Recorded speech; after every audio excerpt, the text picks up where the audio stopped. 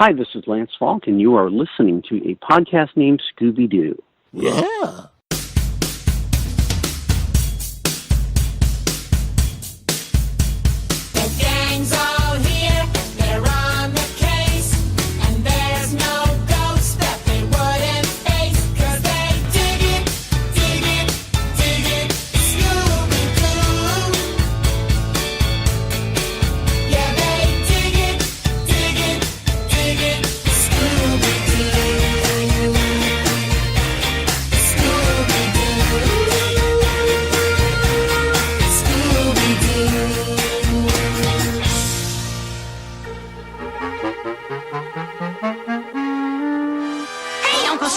Coming up next, we've got lots of fun.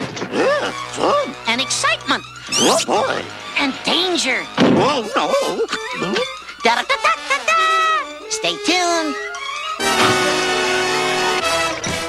Hey, gang, and welcome to another episode of A Podcast Named Scooby-Doo, the show that attempts to unravel 50 years of mysteries, meddling kids, and masked villains. My name is Mike Jozic, and I'll be your guide through all things ghostly and groovy as I investigate every angle of every mystery and beyond. So grab yourself some Scooby snacks, fire up the mystery machine, and let's start the show. Thanks so much for joining us today. If you're a regular listener of the show, we've got a great interview lined up for you this month. And if you're a brand new listener, welcome to the podcast. For anyone who's been paying attention since the release of my last episode, I know it's been a bit of a wait. It's been a bit of a slog since our last episode. Part 2 of my interview with JM DeMatteis came out at the beginning of August. It is now the end of September. While I'm technically still releasing one episode per month, that is a bit of a wait. Future generations will not experience the delay in the same way that faithful listeners like you have been experiencing over the last probably almost 60 days here. But I promise the wait will be worth it. It's a great conversation. We're dipping back into the musical side of the Scooby-Doo franchise. We're going to be talking to film and TV composer Jake Monaco. But just before we get into that conversation, as any Scooby-Doo fan knows, it is September. And September 13th, 1969 is kind of ground zero for Scooby-Doo. That is the day that Scooby-Doo, Where Are You?, the first iteration of the show, of the series, premiered on CBS and brought to the world Fred, Velma, Daphne, Shaggy, and Scooby. So I would be remiss if I didn't acknowledge that. I actually had hoped to get this episode out for the 13th, kind of wanted to drop it on the anniversary date, but things didn't work out quite that way. Even though I didn't make that date, I gotta at least recognize that this is Scooby's birthday. So, happy birthday, Scooby-Doo! Surprise! Happy birthday, Scooby! Happy birthday, Scooby-Doo, Scooby-Doo. Happy birthday, happy birthday, Scooby-Doo, Scooby-Doo, Scooby-Doo. Let's see. You remember. So it was 48 years ago this month that Scooby-Doo premiered on the CBS network. The show was developed through the efforts of Fred Silverman, working with CBS, Joe Barbera, who handled the development end of the Hanna-Barbera shows, and Joe Ruby and Ken Spears, who wrote the show, and Iwao Takamoto, who was pretty much the head designer at Hanna-Barbera, and he's responsible for the look of the characters. These guys put together a show and a concept, mashing together a little bit of Dobie Gillis, a little bit of the Archies, a little bit of the Hardy Boys, and they created something. They created something lasting. I have to agree, anytime I ask somebody on the show what do they attribute the longevity of Scooby-Doo to, they usually say it tapped into something within us where we desire to experience a mystery, we desire to solve a mystery, and there are themes of friendship, and that monsters, the things that go bump in the night, aren't real, they're explainable, and aren't a real threat. I think the most successful shows in the franchise play with this, and they touch on this. They sometimes subvert the concepts, but there's always a respect, and I think the shows that willfully and sometimes carelessly ignore the foundations, the DNA that was kind of built into that original 69 show, those are the ones that fail. Those are the ones that we have difficulty embracing, and when we look back on them, we kind of go, what happened there? So everybody raise a glass. Kudos to 48 years of Scooby-Doo. Hopefully this goes on for many years more. I know there's another show in development at Warner Brothers. Can't say anything about it beyond that. Hopefully we'll have some Season 2 episodes of Be Cool Scooby-Doo coming out to kind of continue the 48th anniversary celebration. I know some regions already have it and have been enjoying it. It's getting a little frustrating now because, again, like everybody I'm interviewing, everyone, their favorite episodes or the episodes they're most looking forward to are the Season 2 episodes. Jake is looking forward to Season 2 episodes. J.M. DeMatteis was looking forward to Season 2 episodes. Cartoon Network, Boomerang, if you're listening, just give us the Season 2 episodes. We will devour them, we will watch them, we will love them, we will talk about them, we will promote them, as pointless as that kind of is at this point. But anyways, moving on to the more formal part of the show, Jake Monaco. Jake Monaco is our guest. And if you're unfamiliar with Jake, his music, you've probably heard it in a number of Hollywood films. He's had his fingerprints in movies ranging from The Hangover to Disney's Frozen. And honestly, who could escape the music from Disney's Frozen? He's also done television. He does the music for Netflix's series Dino Trucks. And Scooby-Doo fans know him as the wonderful composer of the latest iteration of Scooby-Doo, Be Cool Scooby-Doo. I love what Jake is doing with this series. He has a clear reverence or interest in what came before. He references it. He sprinkles it into what he's doing, but he's also doing something very fresh. His music plays up to the comedy of the show, and he doesn't Mickey Mouse it. It's really good stuff. And the romps, he's partly responsible for the romps that we're getting every week. How can you complain about that? So I'll also let you know up front that this interview is a single-part interview. Jake and I talked for about a half an hour. There's no part 2, so you're not going to be waiting a long time. Man, I'm so glad that I did not have a part 3 for JM, because, yeah, that would have just been bad news. Anyways, I won't keep you any longer from the main event. I will leave you to my conversation with Jake. Enjoy, sit back, turn the volume up, get yourself comfortable, and we'll see you on the other side. Was there cabbage involved? All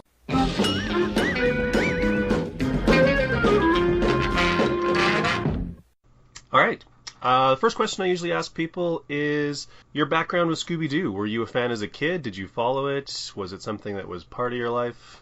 I think I watched Where Are You? Scooby-Doo, Where Are You? A little bit when I was a kid, but it wasn't really until I think, was it Pup Named Scooby-Doo and maybe Scooby-Doo Scrappy-Doo that I remember it being an afternoon ritual, so to speak. So it was definitely not in the Where Are You phase, although I have seen quite a few of those episodes. But yeah. Those Where Are Yous are pretty ubiquitous. They were in reruns, so I mean we've all no matter what our ages, we've all seen them. Yep. It's fun to go back and watch some of those. I did that prior to and during like the first season of Be Cool, and it was good just to see, you know, the kind of feel and the tone that was being set in those and how to bring that into Be Cool musically, and you know, kind of reestablish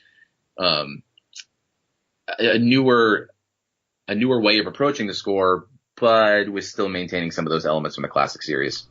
Now, when I talked to John, he said that everybody basically went back and watched those original Where Are Yous because they wanted to honor that kind of original show and the tone and the style and I mean it's basically the template, right? He said when they went back, they realized this was a really terribly put together show. Did you have that experience too, or? They felt a lot slower. It definitely doesn't. I think we've gotten so used to seeing shows, especially, you know, kids, or not necessarily just kids, but animated shows in general, to be so much more fast paced now than they were even, you know, 15, 20 years ago, let alone 40 years ago now, I guess, for Where Are You? 47. Yeah. Still can't believe that's the same voice as Fred and Scooby since back then. It still blows my mind. But yeah, no, it definitely felt a little bit slow watching those. So I think, you know, the quips and the pacing that they established for Be Cool, I thought was much better for today's audience. And I thought the comedy that they embraced for this series, for this iteration of the series, was great. You know, I think it was a lot of fun versus, you know, Mystery Incorporated. Not to say that those other iterations are not good by any means.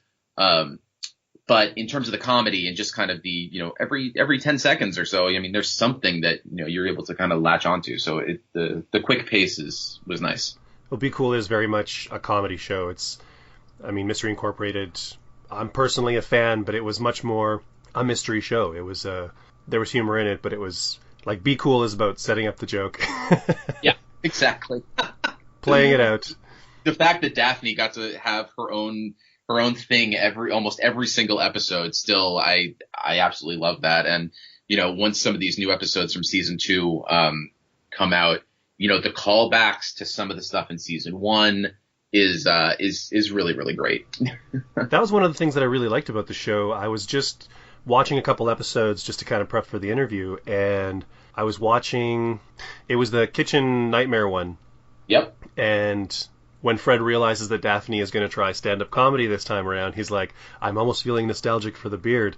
And just having a callback was kind of amazing. It's funny. Like, there are definitely some moments to look forward to in the next season too, where that same type of thing happens. And it's, even referencing like other monsters, from previous episodes, or there's a lot of little Easter eggs throughout a lot of the episodes. And it's fun for the more hardcore fans that have actually, watched the series from the beginning, and, not necessarily out of order or anything, that, it's fun for them. Now it's just a matter of actually getting to see the episodes. Yeah, I know. The long odyssey to season 2. So how did you get roped into all this? How did you get involved with Be Cool in the very beginning? I got a call from my agent who had spoken to a music exec over at Warner Brothers, and she was kind of in charge of putting together some composer demo reels to bring over to the production. And so I put together a little reel and sent it off, and I don't know, maybe a few weeks to a month later or so, got a call and got to go in for a meeting and screen, or maybe I hadn't even gone in for the meeting. Maybe I think I just received a couple of scenes, actually, maybe one block that was like 3 minutes long. And I think they may have had some temp in there, but it was kind of like, okay, kind of do your thing. And so I wrote the 3 minutes and sent it back in. And then I never heard anything for about 3 months. And then all of a sudden got a call and it was like, hey, they want to meet you. So I went in, and evidently they had a couple of meetings and then got the call that they wanted to bring me on. So, it was kind of that, off the cuff, spec demo, the 3 minute short that I had done in the beginning, that set the tone and the sound for the show. Was it at all, I know John has a musical background, was that helpful when coming into the show and starting to work on the episodes? Absolutely. It was, especially with the romps. The idea for the show originally was there was going to be an original song for each one of the romps in each episode. And John had written a bunch of stuff along with the executive producer, Zach, and some stuff on his own. And the idea was like, we were all going to, aside from my scoring the show, we would all kind of come together and then record and produce these songs. And we had done the first couple, and they turned out really, really well. And it seemed a lot of people were happy.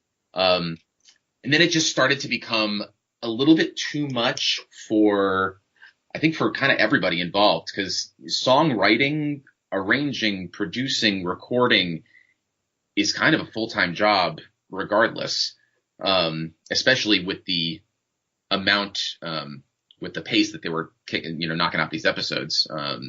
Typically, if they're trying to do 26 episodes within 8 months, it's like 2 weeks on, 1 week off, 2 weeks on, 1 week off. It's a ton of songs. So we all ended up taking a little bit of a step back. Another songwriter came in, and then they started to use some pre-recorded songs to put in there. So a little bit of a variation. Getting back to John though, he was, sorry, going a little tangent there. I was about to jump in and just say, like, you could do a lot worse than having Andy Sturmer do songs for your show. Exactly. No, and it's great. I mean, his songs were a pleasure to have in there. And it was always the intention. I don't know, in my mind anyway. It's nice to have other people involved, whether it's collaboration or just have different people weighing in on these songs, because if it's just one person or one team that's doing them, no matter how hard you try, there's always going to be a little something that kind of connects them. So I think having a new voice, new fresh take on these songs was definitely a good direction to go in. But in terms of the score, having John on board, for some of these music playbacks, typically it was Zach and I that were kind of going through the playbacks. This was early in season 1. John was involved a little bit. And then, from there, things kind of started to change towards the end of season 1. Some additional people started to get involved, but having John there just to kind of weigh in general was nice. When going back and looking at those original episodes of Where Are You, what were the considerations when figuring out what the new show would sound like? What were you kind of fishing for? It's orchestral, but it has a slight jazz feel to it too. And I think those were the things that I really clung on to. And I was like, what's the new modern version of that? So what I kind of based that off of was, okay, anytime there's like the mystery theme, or they're doing their sleuthing or, sneaking around or whatever, it's kind of, you have a small jazz drum kit, upright bass, bass clarinet typically doing the melody. And then, a couple of accompanying instruments depending on, what the episode is. And then to have orchestral accents to play up the comedy.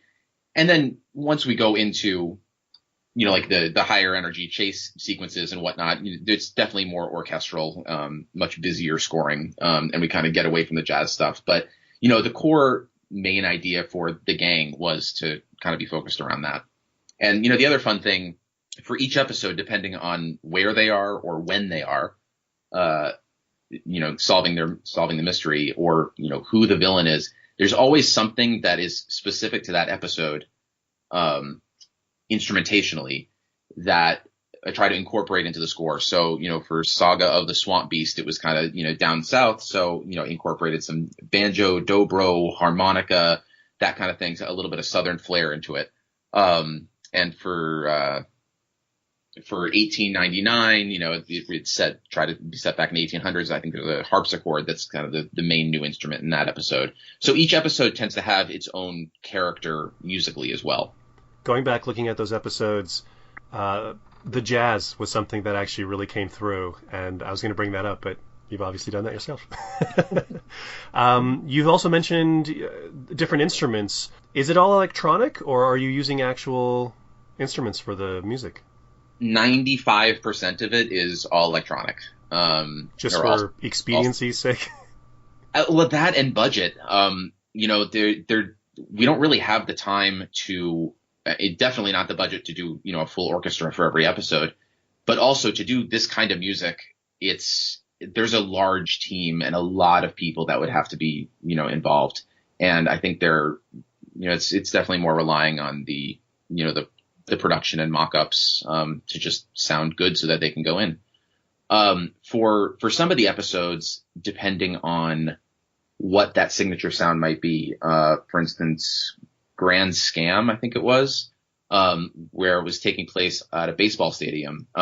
There wasn't a song for the romp sequence, but instead it was going to be a scored romp. There was just a lot of stuff going on, and it was just a little bit more fun to hit it all, but it was still kind of a swing band type thing.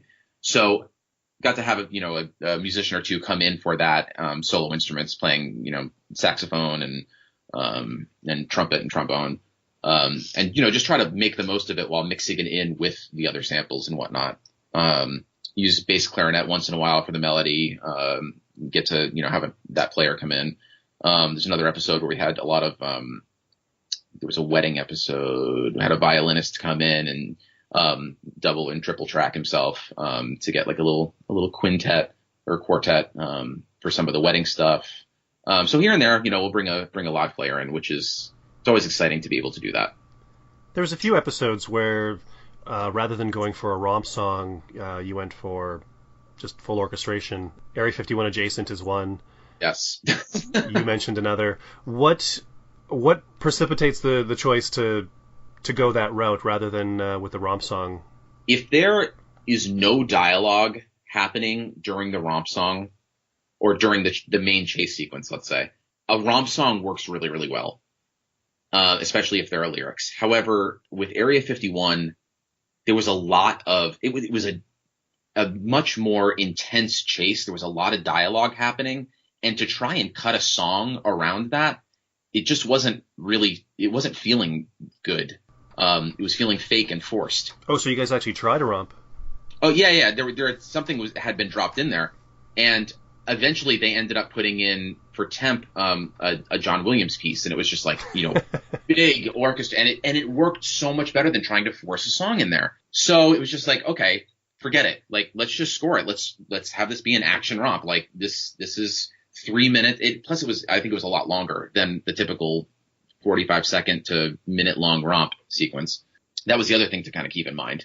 So, it was better to score it and make a bigger deal out of certain moments and kind of play up the comedy in certain areas. And there are probably like 7 or 8 episodes over the course of the series that we went in that direction. Now, in any television series, there's a certain amount of music, cues that are reused. Be Cool is no exception. You have your mystery reveal at the end, various other things. How much original music are you generally generating for each episode? Every single episode every single cue has to be touched for every episode. Nothing can just be reused as is, with the exception of maybe a 2-second stinger. When they pull the mask off of the off the bad guy and reveal who it is. I think that's probably the only cue that can just be reused as is. Interesting. Because even with the wrap up at the end, I'm using the same theme, so I have a template that I was starting from, but every single one is slightly different. It's different in length, it's different in pacing, it's different in the way the story is told, depending on who's telling it. It also incorporates the instrument of the episode, as we were calling it. So whatever the original sonic sound for that episode was, we try to incorporate that more into the wrap up and the end credits specifically, to really have it focused on that, still having the jazz feel underneath most of the time. But again, giving it, a fresh take every single time. You mentioned the end credits. When you're watching on television, the way television is structured now, you don't often get to hear end credit music because it's just like in a little box in the corner or there's other stuff running over it. And you posted, I believe it was the majority of season 1 on your website with all the end credits themes, whatever. That was great. Like, are we going to see any more of that, or is that? So they gave me a choice I think it was on the first episode, or maybe it was the second episode. They were like, okay, you can either have, we'll just use the same credits for every single one. Or, you could do different ones every time if you wanted. I think they said half jokingly, and I was like, no, let's do it. I'll use the same theme every single time. However, again, depending on what the sound of that episode was, do a completely different arrangement of it. And I think one of my favorites is the Me, Myself, and AI. That's a great one. And there are a few more in there that are just very, very different sounding from one another. Again, it's all based on the same theme. But I guess you have to watch that on the new Boomerang streaming app that all of these are playing on, or something to be able to actually see the end credits. But another little fun Easter egg there for the hardcore fans. Is there any chance, though, that you're going to be posting any of those again like you did with the previous ones on your website? Yes. Yeah, I will absolutely be posting more of the season 2 ones. And again, they're all fresh and fun and different. I was waiting until they were released, so that's obviously. But I will continue to update that little stream that I have, and as episodes are released. And considering the way the show's gone, I'm guessing a soundtrack release is highly unlikely. Yeah, we'll leave it at that. So, television is legendary for having no time and no money. What was your process and turnaround time for making the music? Typically, there would always be 3 episodes overlapping in some way, shape, or form. So on a Thursday, we would spot the episode. We'd go in and have a meeting, talk through it, what's working musically, what's not, should we put music here, etc. And then 2 weeks after the spot, again on a Thursday, we would have the first music preview where they would watch through the entire episode. I'd receive any notes back. We'd sit there and talk about it all. And then 1 week after that, would be our second music preview. And then about 2 days after that is when we would deliver the stems and all the music to the dub stage, where they would then mix it with the sound effects and dialogue. And so, like I said, everything was kind of overlapping. So if, on one Thursday we spot an episode, then the next Thursday we might spot another episode. And then the next Thursday we're spotting an episode, have a first music preview, a second music preview, all for different episodes all on the same day.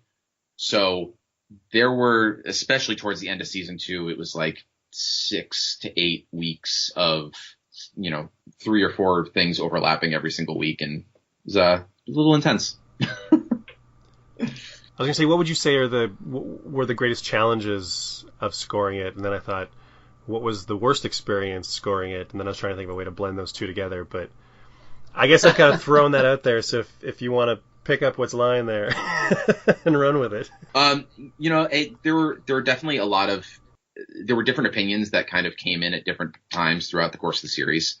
And when each person has maybe their own opinion or their own way of wanting an episode scored, it can become a little bit tricky. When you're used to one person's style of scoring, and, let's say you've worked on 10 episodes with this person, and, you're starting to really get into a groove, and you have a shorthand, and now, somebody else is kind of coming in, and it takes a little while to establish that shorthand with the person that you're working with. So I think that was probably the biggest challenge, just as different voices were involved. And what would you say has been your favorite part of scoring Be Cool? I tell you, those end credits are super fun to do. It's like find whatever the cool thing about that episode is going to be, and then not really having to worry about writing or scoring something, but instead just doing a fun arrangement. I already know what the theme is going to be. It's already plotted out.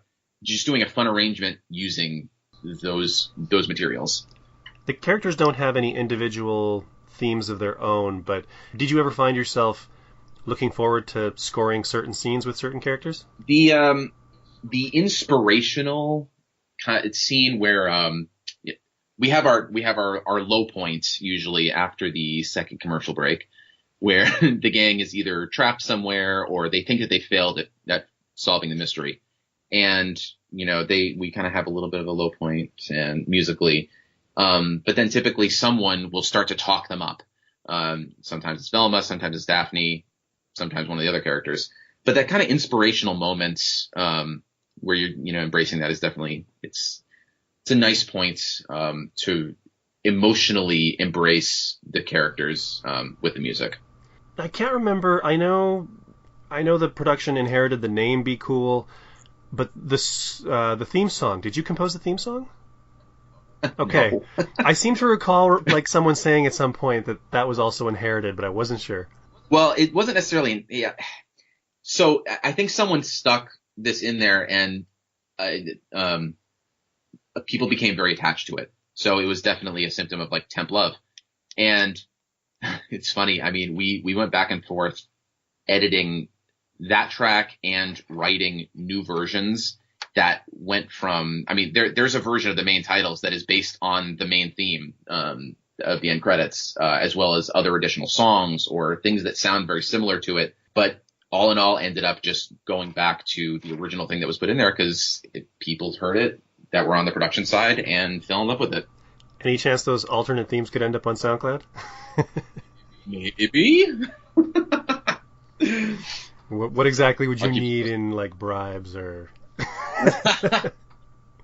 There is a Scooby community that would want to hear this.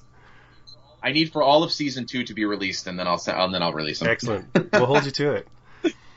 Is there anything that you're going to miss about working on Be Cool now that it's has production officially wrapped? Last time I talked to you, you said you were still scoring episodes. Yeah, we were kind of plowing through the end of season 2, and at this point, it has officially wrapped. The series is done, but I've already heard that they are in the works over at Warner Brothers Animation in developing the next iteration of the series. That doesn't surprise me. So I am sure we have not seen the end of Scooby. Meanwhile, we still have. I actually just got asked to be part of a direct-to-DVD Scooby film that'll probably come out in December or January. Nice. I think. So that's something to look forward to towards the end of the year. So yeah. I was going to ask if there's any other potential Scooby in your future. It wouldn't feel right without there being some Scooby in the future. I guess back to the original question: is there anything you will specifically miss about working on Be Cool now that it's wrapped? Yeah, it is a very fun series. I really enjoyed a lot of the comedy that went on, especially the stuff with Daphne, and being able to score that and work on that from day to day was a lot of fun. So I'll miss the show in general. Do you have a particular episode or piece of score or something throughout the 2-season run that you consider kind of like your favorite? Something that stands out for you? That is a good question. I feel like I'm down to just asking a lot of what's your favorite this, what's your favorite that. I'm trying to think there. I'm looking through my list. Oh yes. Something to look forward to is an episode called Do Not Disturb. Do spelled DOO. That's about halfway through season 2, and it's I will just say there is an operatic theme that carries through and really blends in with the score as if it were coming from an old phonograph. That is haunting, and it is one of the scarier episodes that is in the series, and I think it was very, very well done. So look forward to that one. Cool. We'll definitely watch for that. And as for a favorite episode? That one is great. There's another one called In Space that is in season 2. That was a lot of fun also. Everybody seems to have... You ask anybody who worked on the show, and they're always like, it hasn't come out yet. But you'll want to watch for this episode. From season 1, Screamadonna was a great one. The wrap-up was a lot of fun to do in that one. We got to have Velma Kate Micucci actually sing these lyrics that John wrote, and we set it all to a wrap-up song. That was a lot of fun to do, not to mention the chase at the end where it's kind of this virtuosic piano piece mixed in with like orchestral action. So that musically, that episode is probably one of my favorites also. Every now and then the show has gone to what is essentially like Screamadonna. I've heard there's another episode coming up where Shaggy and Scooby have to do a musical number. If you knew that a musical episode was coming up like that, is that exciting for you, or do you go, oh, more music? Whenever there was a set piece, I would ask much further in advance, trying to get any information that I could before they actually did the ADR for the episode and before they had them singing it. Because a lot of the times I would get the picture and I'd see them doing an on-camera song and I'd be like, oh, so they're like, yeah, can you put something behind it? And it's a lot harder to put music behind lyrics, whether sung or not, if they're not recording to a click track or they're not in a certain key or they're not singing to anything. So trying to kind of make that up to fit and go along is definitely a challenge. There were some spots where I actually got enough notice ahead of time where the song was able to be produced prior to them recording it. So an example of that was the wrap up in Screamadonna, and another one. Oh, what was it? I'm drawing a blank now. There was like 2 more in season 2 that happened where it was like, okay, we want this song here, and got to actually write it ahead of time, and then have the actors record the vocals. Was there any styles or techniques or instruments, anything that you would have liked to have tried that you didn't get the opportunity to? Ooh, another good question. I think between the 2 seasons, we have covered everything from 8-bit chiptune Nintendo 64 Nintendo 8-bit type action sequences to big band to full orchestral to Christmas to synth like an AI like techno. I mean, I think we definitely hit every single genre. I don't think I'm left longing for anything that we're not able to use in at least one episode. Did you guys ever touch on or riff on the original ScoobyDoo theme? No, we did not. Oh, one of the songs. Sorry, I just remembered. The songs that we were asked to, or that I got ahead of time, one to look out for in season 2 is called Curse of Kaniyaku. And that was a lot of fun to write these J-pop, Japanese pop. And it's great. And the cold open for that episode is excellent. Very funny. All right. And Anyway. Scooby-Doo theme songs. There's been many iterations. Do you have a favorite? Yes. The one that Where Are You will always be classic, and I will always remember that. But the other one that is kind of ingrained into my head is Pup Named Scooby-Doo, probably because I watched that almost every afternoon as a kid. That seems to be, those are like the two that kind of everybody goes for. Really? I think Pup Named Scooby-Doo hit a certain age group that is around now that was like the Where Are You for the demographic that's around right now. It was catchy, it was melodic, it was sing-songy, like where, it was definitely memorable. I mean, nobody's going to walk away humming the Be Cool Scooby-Doo main title situation just because, there's nothing too much to grasp onto. There's no lyrics, there's no melody. So I think, having a strong theme song like that it's really important, and it gives the show an identity. All right. That's pretty much all the questions I have. All right. So, is there anything that you maybe want to add before we close up shop right now? Do you want people, are you on social media? Do you want people to find you? Yeah, that would be great, actually. There's a Facebook fan page, Jake Monaco Composer, and then on Twitter at JT Monaco. So feel free to stick those on there as well. All right, very cool. Excellent. Well, thanks, Mike. Greatly appreciate it. Thanks for sitting down. All right, thanks, Mike.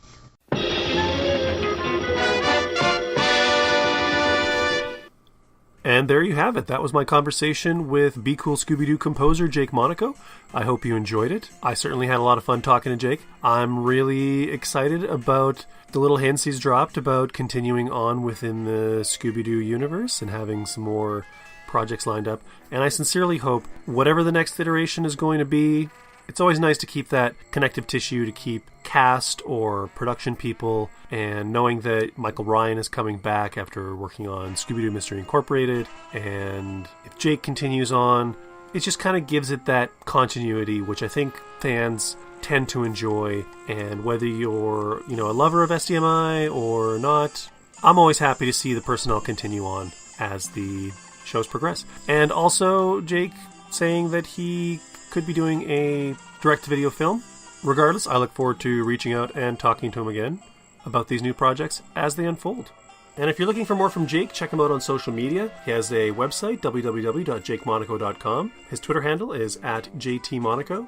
Jake will also have a short film that will be appearing as a bonus short on the Cars 3 DVD and Blu-ray release in November. And Season 2 of The Stinky and Dirty Show is being released on Amazon later this year, probably November as well. And as I keep mentioning, episodes of Be Cool Scooby-Doo are trickling out. New episodes either on the Boomerang app or in various international regions. Catch them where you can. Jay continues to nail the music in every episode. Just doing a great job. And if you'd like to talk about anything, be they the interview or the show or Scooby-Doo in general, you can contact me at any of my social media platforms. We're on Facebook, we are on Twitter, we're on Instagram. Like, join, share, follow. Tell your friends. Best way to grow the show is to share it with people and let them know that it's out there. There's a blog, of course, over on WordPress. And if you download the show off of iTunes, I'd love it if you could take a minute, give us a rating and a review. Helps us climb a little bit in the podcast standings there. And that pretty much wraps it up for this month's episode of A Podcast Named Scooby-Doo. I've got some more interviews in the pike. I'm hoping to not have you wait as long as you did for this particular episode. I hope, as I said earlier, you felt that this was worth it. Thanks as always for being there, downloading the show, listening. I really appreciate your guys' support. I love doing this show and the interviews, but it's a lot better when you guys are out there listening. So, stay cool, and we'll see you next time on A Podcast Named Scooby-Doo. See ya. Hashtag Scooby-Dooby-Doo.